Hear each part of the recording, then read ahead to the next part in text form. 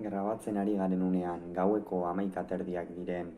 Honetan, Elordik eta Albizuk Altuna eta Imazen aurka Zarautzen jokatu duten Masters CaixaBank txapelketako 4. jardunaldiko 3. partidaren analisia egingo dugu. Garaipena Altuna eta Imazentzat izan da 22-8ko emaitzarekin, baina analisiarekin hausi aurretik gogoratu dezagun alde batetik.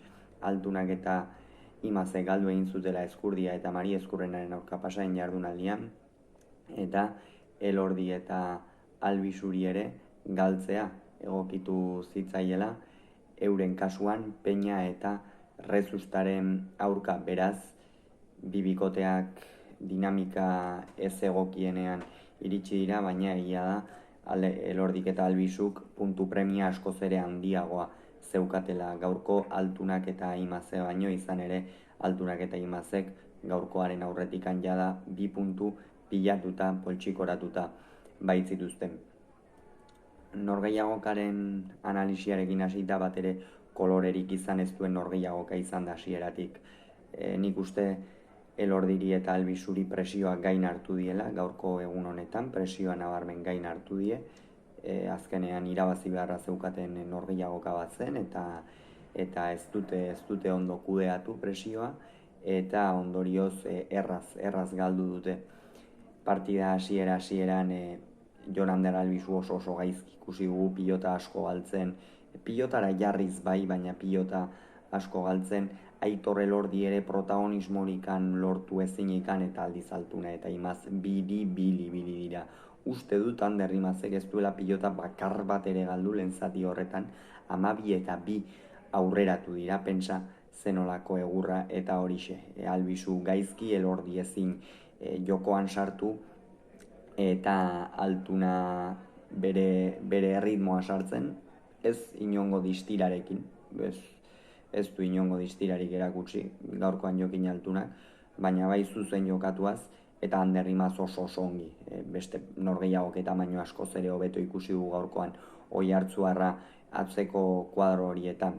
Bigarren zatian lehen gol lipotik joan da burua, azkenean Altunak eta Imazek egoki jokatzen jarraitu dute, eta jada Elordiri eta Albizuri hor bai erabat presioak gain hartu die, jada Elordi ere presaka jokatzen hasi da, Jon Ander Albizu atzeko kuadroetan ezinean ikusi dugu, eta horren ondorioz erabat norgehiagoka amilduta geratu da.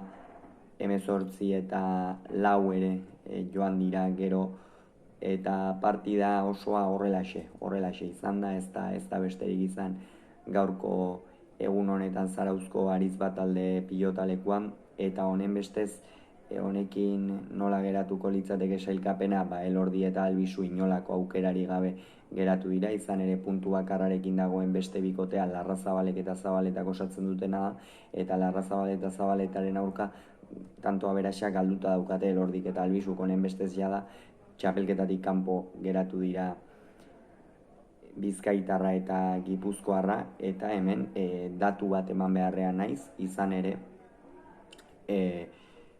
Masters CaixaBank txapelketan azken 2 urteetan buruz-buruko txapelketa irabazi duten 2 pilotariak izan dira lehenengo ligaxkan kanpora joan diren 2 pilotariak. Lehen urtean Unai Laso Martijarekin izan zuen sailkapen fasea pasa, eta aurten Elordik Albizurekin izan du sailkapen fasea pasa. Beraz, nik uste hori ere aipatzeko kontua dela. Horixe beraz, Elordi eta Albizu kalean, Altuna eta Imaz oraindik ere zuzenean sartzeko aukera handiekin, hurrengo astean erabakiko da hori guztia, gure aldetik besterik ez, Altunak eta Imazek 22, Elordik eta Albizuk 8. Hurrengo bideo arte, ongi izan, agur.